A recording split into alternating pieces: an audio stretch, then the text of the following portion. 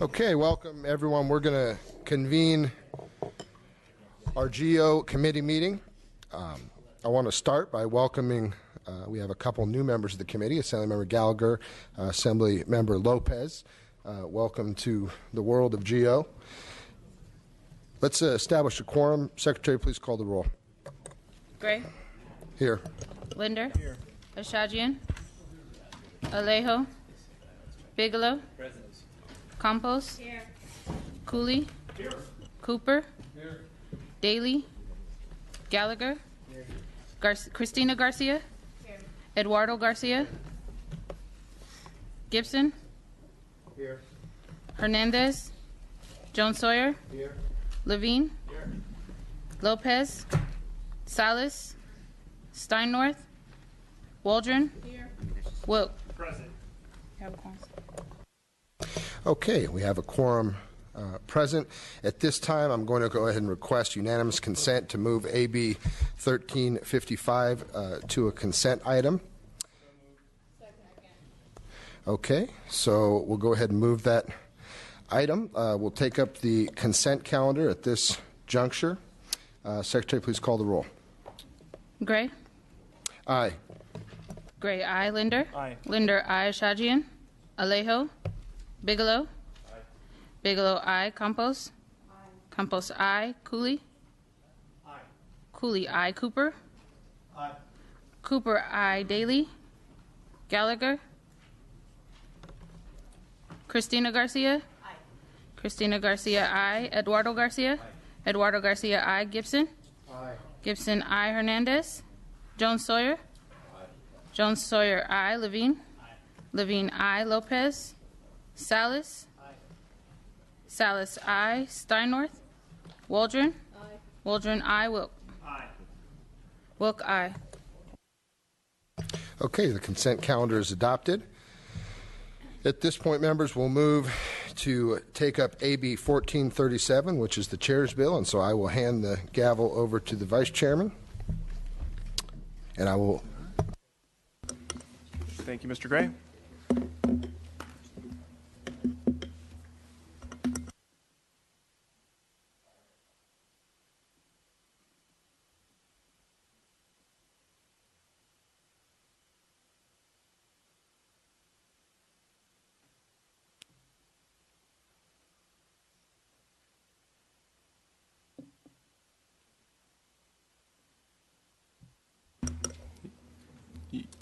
You may present.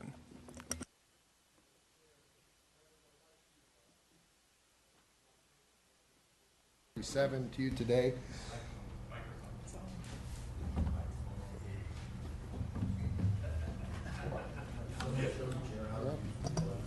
We're gonna. Okay, how's that? We're off to a good start. AB 1437 will establish a first-in-the-nation framework to license and regulate daily fantasy sports here in California to ensure consumers are playing on websites which provide comprehensive consumer protections. Californians participate in internet fantasy sports games on a daily basis in an unregulated internet websites. Despite a lack of regulation, participation in these games still remains very popular. But more recently, daily fantasy sports have emerged as a new frontier and are growing every day in that popularity. Major League Baseball, the NBA, the NHL, and the NFL have all partnered with daily fantasy sports operators, while television coverage of the NFL now includes programs devoted entirely to fantasy football.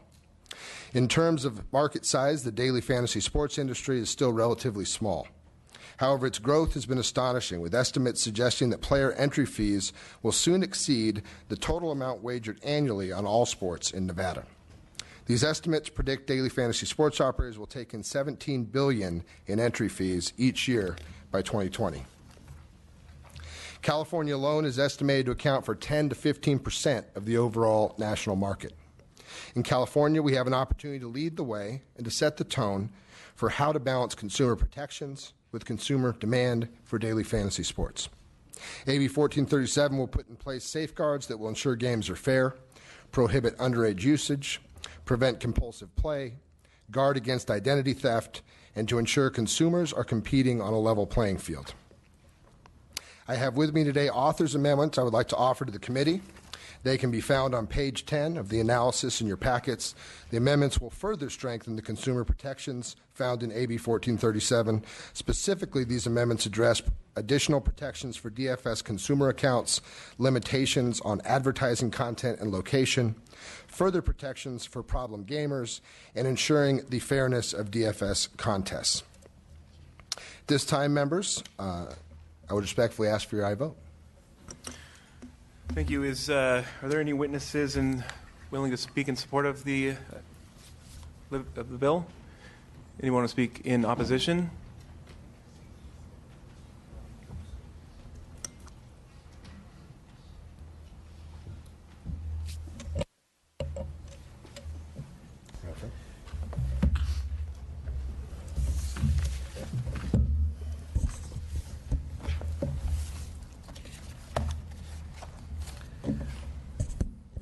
Representative Gray, Vice Chair Linder, members of the committee, thank you for this opportunity. I'm the Reverend James B. Butler from the California Coalition Against Gambling Expansion. We strongly oppose AB 1437. We believe that other than those who stand to profit from this activity, does anyone really think that it is in the best interest of Californians to permit gambling from nearly every computer, tablet, and smartphone in the state? Although there are some who argue that daily sport fantasy games are games of skill and not gambling at all, even the bill dismisses that argument to some extent and acknowledges that this is gambling under the Article 3 19774G sub 4 that says a licensed operator shall prominently display a link to the department's responsible gambling internet webpage, and other self-exclusion is described in paragraphs found above. Here are some of our concerns and reasons. Like a growing number of states, we contend that daily sports fantasy is an illegal gambling activity that should be banned, not a legal activity needing to be regulated. Although the actions of these states may not be definitive, they should at least be informative. In addition to the information I have read, DraftKings has applied for and received a gaming license from the United Kingdom. This seems an acknowledgement from the industry itself that this is a gambling activity. Studies indicate that an increase in gambling results in an increase in crime, unemployment, welfare, homelessness, bankruptcy, and suicide. I believe that these are social costs that Californians do not want and cannot afford. If you were to tell Californians that a bill will be passed that will increase crime, unemployment, welfare, homelessness, bankruptcy, and suicide, they would be appalled. 3, according to the California Office of Problem Gambling, it is estimated that there are more than 1 million problem and pathological gamblers over the age of 21 in California, costing the state more than $1 billion a year. They also estimate that there are another 500,000 problem and pathological gamblers under the age of 21. Our state is already facing an overwhelming situation. We do not need to add new venues of gambling with even greater accessibility through computers, tablets, and smartphones.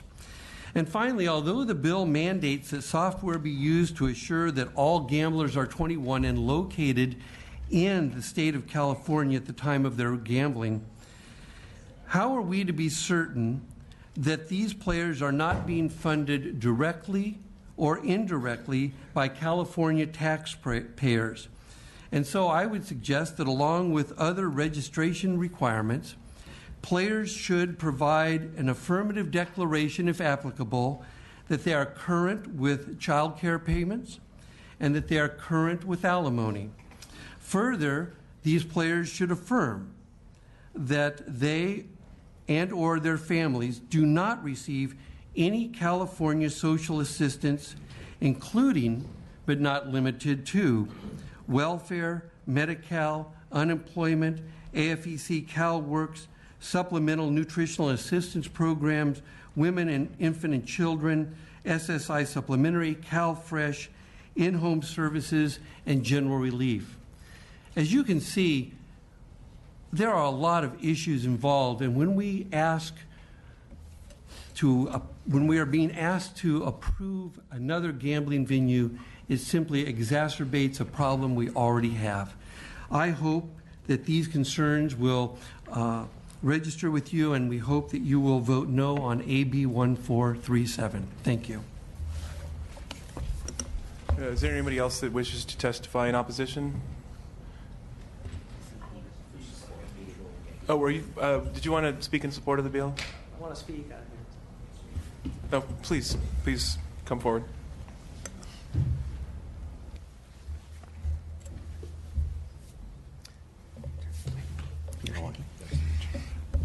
Good afternoon, Chairman Gray and members of the committee. Thanks for this opportunity to work with you again on this issue. My name is Peter Shanke, and I'm chairman of the Fantasy Sports Trade Association. I'm also the founder and president of RotoWire.com, a small business that's a leading information website for fantasy sports. The FSTA has over 300 members, including DraftKings, FanDuel, ESPN, CBS Sports, and NBC. We also represent hundreds of small operators and over 50 fantasy sports-related businesses headquartered in California, from large corporations like Yahoo, Fox Sports, NFL.com, and DirecTV, to daily fantasy sports operators such as DraftOps, Topline Game Labs, and Fantasy Aces, to a host of innovative startups and longtime content companies such as MastersBall.com. The FSTA thanks Chairman Gray for introducing this important bill. At this time, the FSTA has a neutral position on the bill. We look forward to continuing to work with the chairman and the committee to ensure that Californians can continue to play the fantasy sports games that they love. Thank you very much. Public comments in support or opposition? Thank you.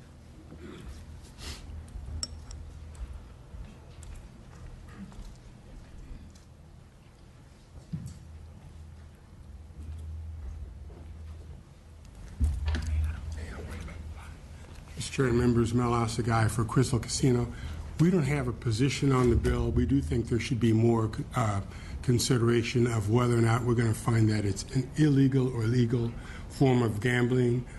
We appreciate the chairman's attempt to put it into a regulatory framework to protect consumers. We think that's terrific. We just want to make sure that as we go forward, we look to see that this is a legal form of gambling, not something we'll regret having acted on this early. Thank you very much. Further public comments? Questions from members? Joan Sawyer? Would like to move the bill. Mr. Salas? Thank you. Thank you, Mr. Gray. Hey, I just wanted to acknowledge something real quick, and I appreciate your candor in working with this bill. I did still have the question of the licensing fee and the geolocation that we had talked about, and how you're looking forward to providing those securities to make sure that, as you've read in some of the headlines, that children aren't accessing that it's not being accessed by people that are not authorized to be gambling. And so I appreciate the work you've done to ensure that those that are of legal age are doing that and working on the geolocation. So I'm prepared to support this bill now with the understanding that we'll still be working on some of those issues, and I appreciate working with you on those. Thank you. I appreciate your support, and I appreciate your comments. I think you've hit on a very important component of the regulatory framework in making sure that we're dealing with of-age players, certainly players here in California, and we will work to make sure we have the strongest framework in place to address specifically those issues. Assemblymember Cooper? Yeah, thank you, Mr. Gray, for bringing this forward. And I also have some concerns with the juveniles because, as we know, behind a computer screen there's anonymity, and folks often don't tell the truth, so I'm sure you'll address that. But my bigger question is, right now, the DOJ, in here, your bill, you propose DOJ to be the agency to oversee it and monitor this. And I know before we talked in this same hearing room about DOJ for the card rooms, for instance, they're behind over 2,000 cases. So my only concern is DOJ is, while being afforded more money, by the fantasy sports. There are no increasing numbers of investigators, and that's really the hard part. And that's been going on for years and years and years, and they're so backlogged. And will that be the proper venue, or should it be somewhere else? Maybe Consumer Affairs or some other department with that. Because extra money doesn't mean anything when you aren't afforded those extra bodies. And as we've seen from previous administrations, this administration, they've never been afforded the opportunity to hire more investigators to work these cases. So is the question, would I entertain another body? Yeah, I mean, the question is, they've got a backlog of 2,000 cases right now for card rooms. Mm-hmm. So, and they have a myriad of responsibilities. So how do we mesh with that when we bring on fantasy sports? And that adds more to the overall operation of DOJ. How do we connect the two? Yeah. I don't disagree. It's a significant issue. We've talked about it in this committee in previous discussions. Certainly, I would join with you and others on this committee to pressure those of our colleagues on the Budget Committee, certainly our leadership as they engage in negotiations with the governor to make some progress on that issue. I don't know that speaks to it partners with what we're doing here today, but it doesn't speak to not moving forward with the regulatory framework when you've got an unregulated, unprotected market out there. Still the right thing to do. Should it be done with the proper enforcement? Absolutely agree with you, and would work with you in this bill and outside of this bill to ensure that we have the necessary resources and apply the necessary pressure to make sure we get movement on that. Sure, and I support the bill. I think it does need regulation, absolutely. I support your concept, and I'm glad you brought it forward. But my concerning issues is, having been there before, they pile on more, and no one really does a good job. And not through any fault of their own, but through legislators, the bureaucracy doesn't allow them that. So we need some way where we can ensure that they have the proper tools to go out and investigate these cases when they do come up, because with the numbers alone, there will be investigations to do. And if they're behind now in other areas, where's it going to fall short at? With the tribes, the card rooms are already behind, with daily fantasy sports. So, I mean, that's what we need to reconcile with that, how we figure that out, because it is a fact, and the majority of us have been here before and heard from DOJ. They've asked for positions year after year after year, and they've been turned down. So how do we reconcile that? Because we know there'll be more investigations. It can't be, okay, we're going to, hopefully someone gives us some more money or positions. I mean, I think we have to fight for it strongly, and sure. I'm not sure how to do it, but there needs to be some way to make sure that it works in the proper way. Agreed, and I look forward to joining you in that advocacy. Okay. Assemblymember Cooley. Mr. Gray, I just wanted to kind of speak to the bill. As I have just tried to figure out what's going on and trying to think about it. This is an interesting problem. I also want to speak to my colleagues. In sector after sector, we are seeing sort of internet-related innovation that functions to sort of push the boundaries of the law. People see a marketplace opportunity. They try to go after it. We're seeing it with, rentals of property and taxiways, all those different things. This is yet another one. Whereas a byproduct of technological innovation, things are coming forward. This is a specialized area of law, both under state law and under our Constitution, where California prohibits lotteries. This may not look on its face like a lottery, but you look at Attorney General opinions going back to the 1950s, the father of our current governor, 1951.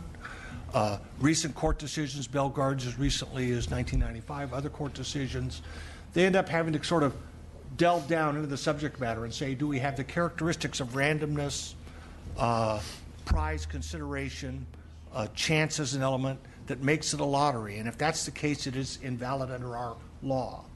I think as lawmakers, we actually need to be thinking not just about the Constitution, but sort of about the knuckleheads. I think there's as we heard in the recent hearing, we have fantasy sports, which can be season-long, shorter duration, week, daily. And sort of on that continuum, you get the question of how much skill is involved in a daily game as opposed to a month-long game or a seasonal game. Where are you on the continuum? Okay. To what extent can a participant actually exert skill in affecting the outcome? And if they can't, there's the potential that they will get taken advantage of.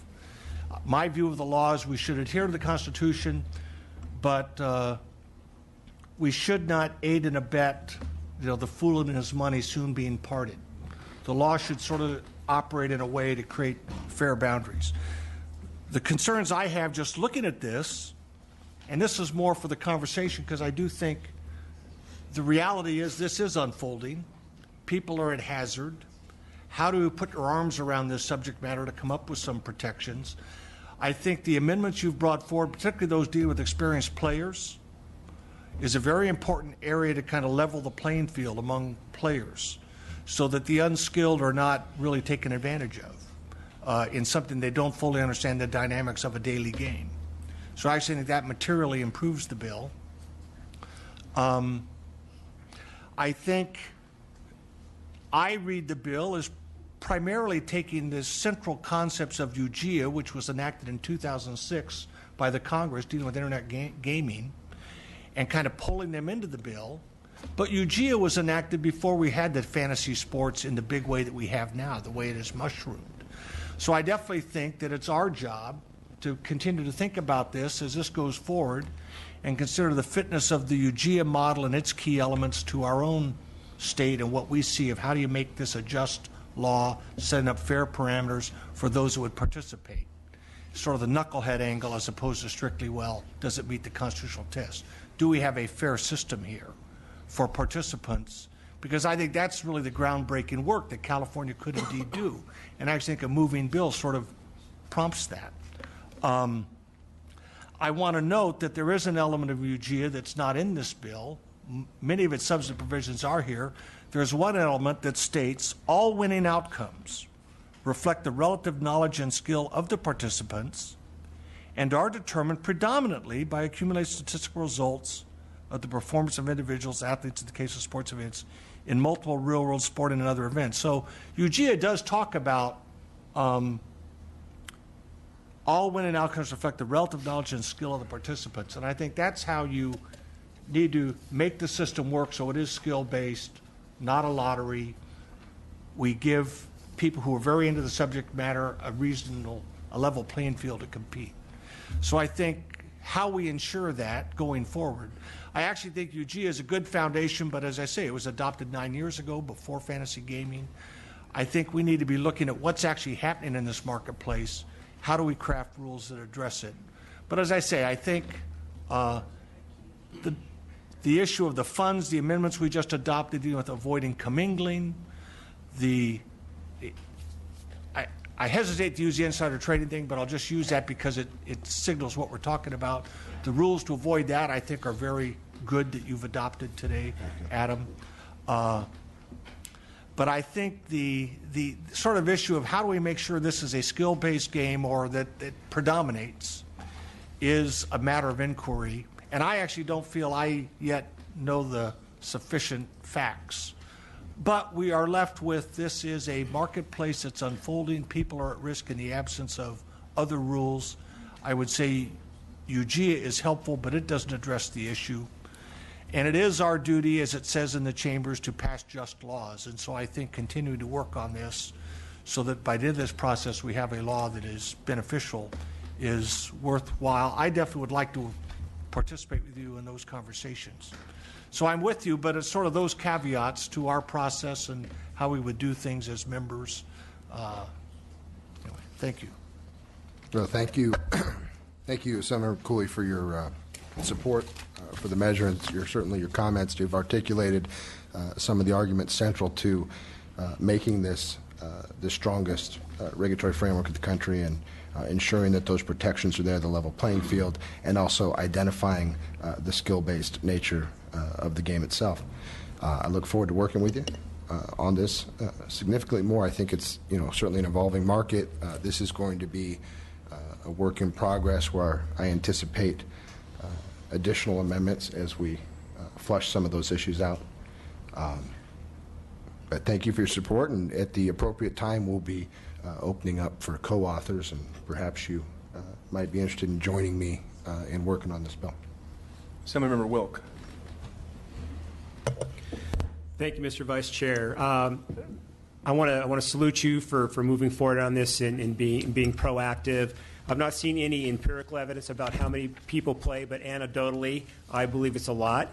I think it's important that we protect our constituents, and so we need to have a regulatory framework in place. Whether ultimately it's legal or illegal, I think that's for others to decide. I think it's for us to do what we can do to protect our constituents. I'm not supportive of stuff that's not fully cooked, but I mean, I understand we have deadlines. I also trust you to work collaboratively with all of us, and so I'm going to be supporting your bill today. Thank you. Assemblymember Bigelow. Thank you, Mr. Chairman, over here. Mr. Chairman, thank you for their bill. I think Mr. Wilk just spoke to the heart of it, and so did Mr. Cooley.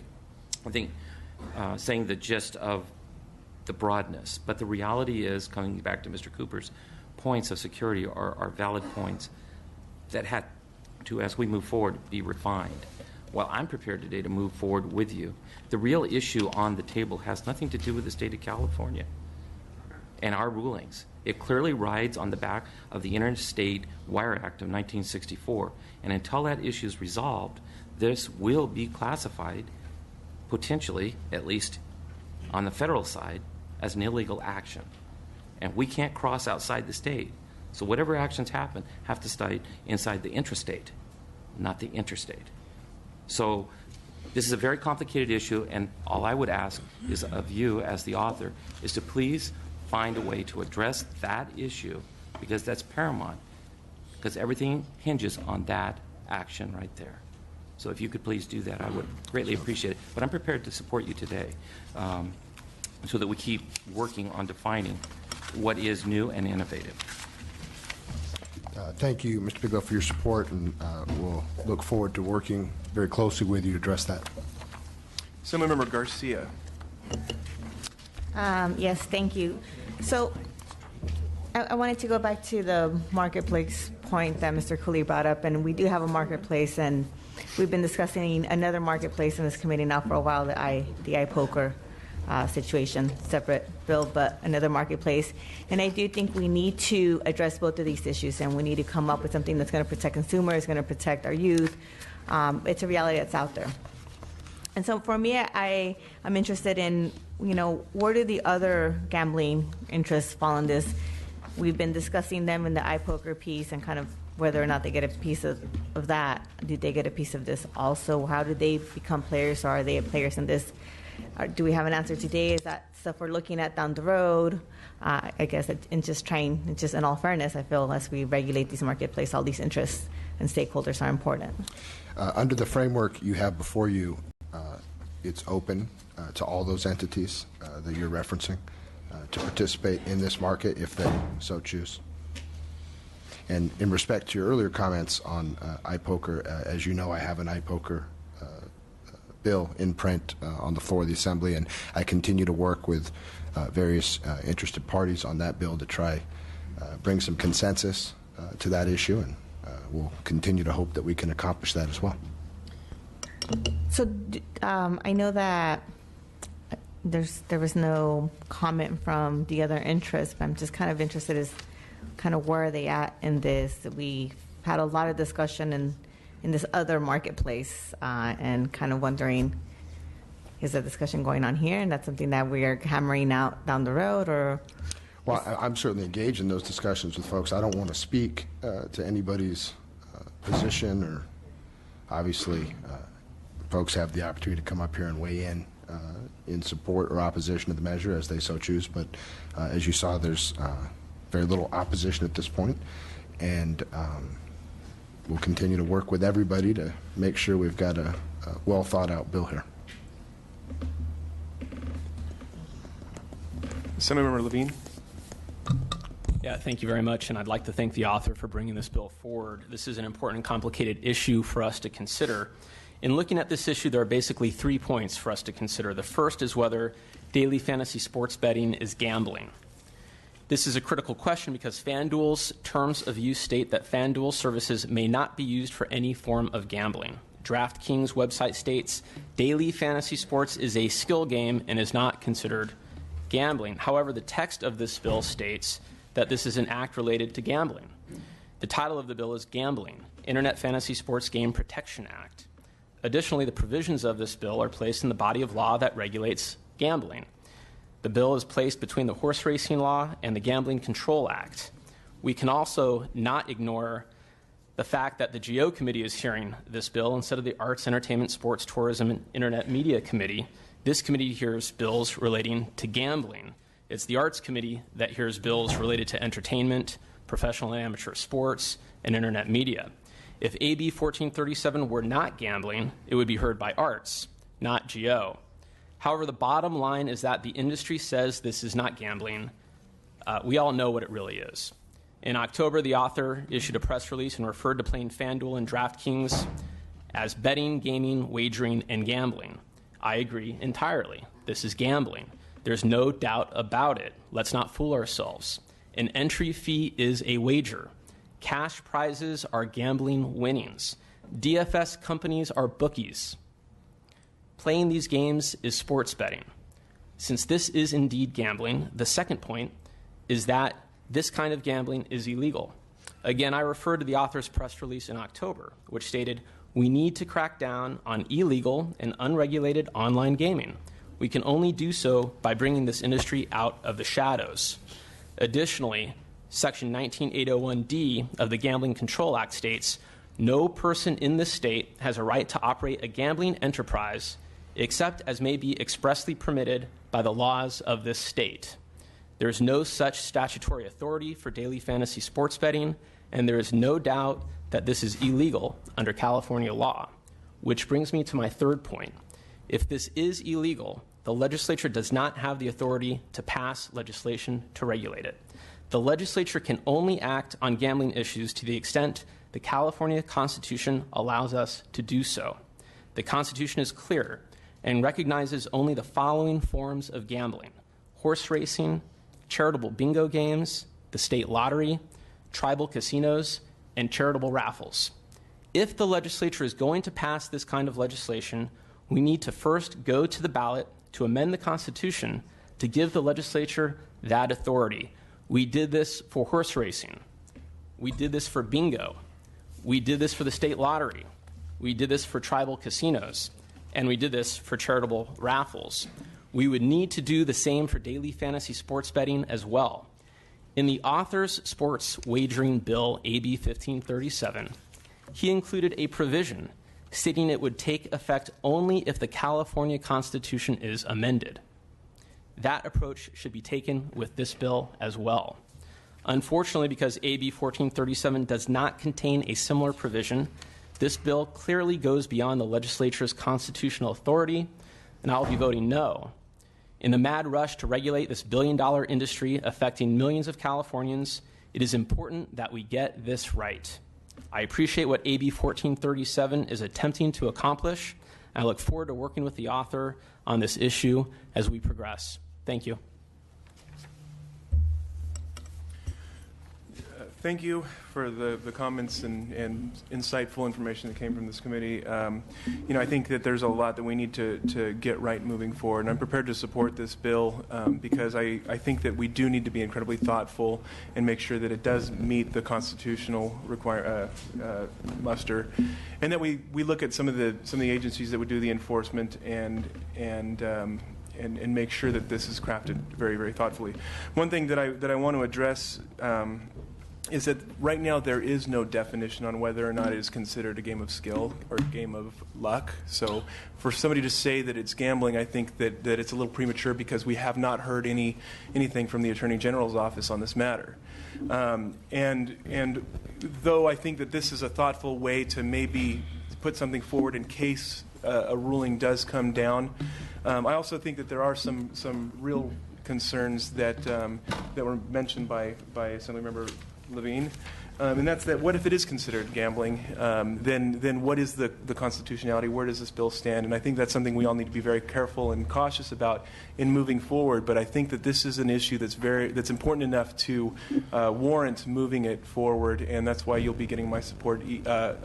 Again, very cautiously, I'd like to urge support on it, but where we're all included in the conversation, because obviously there are a lot of opinions here among the members that I think could offer a lot of good insights. So, was there any other questions? Ms. Campos?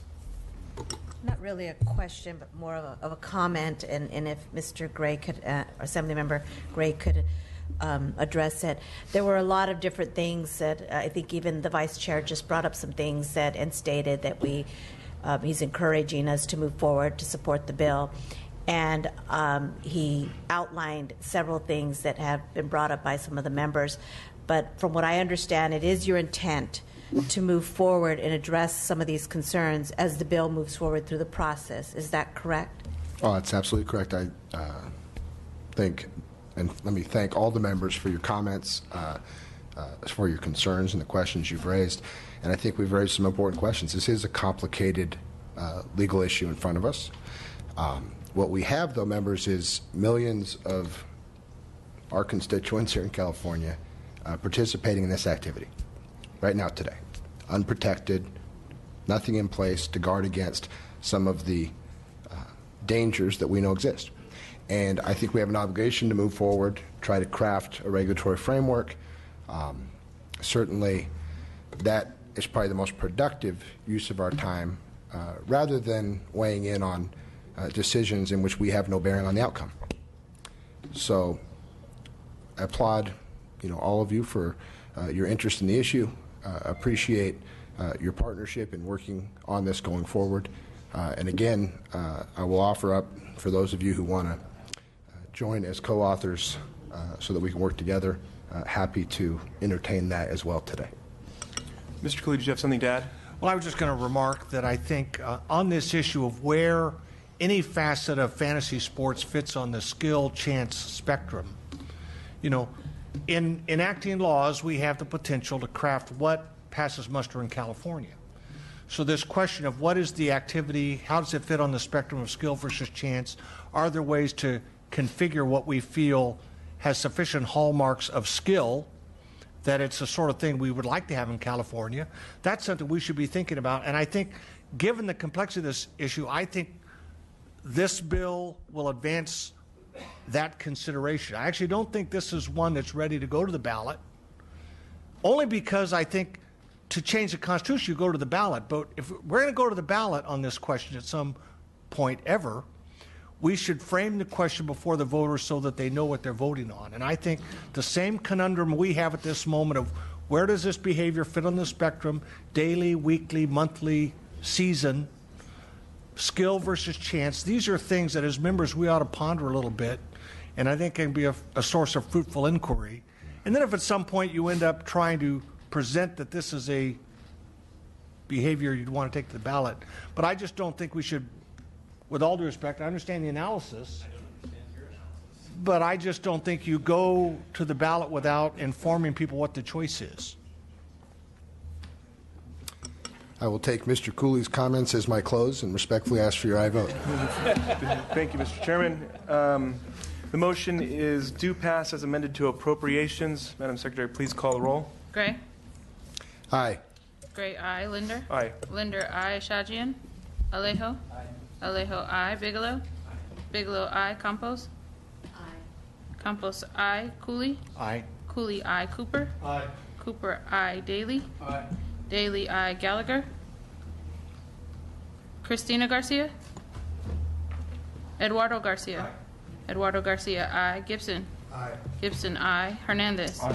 Hernandez, aye. Jones Sawyer? Aye. Jones Sawyer, aye. Levine? No. Levine, no.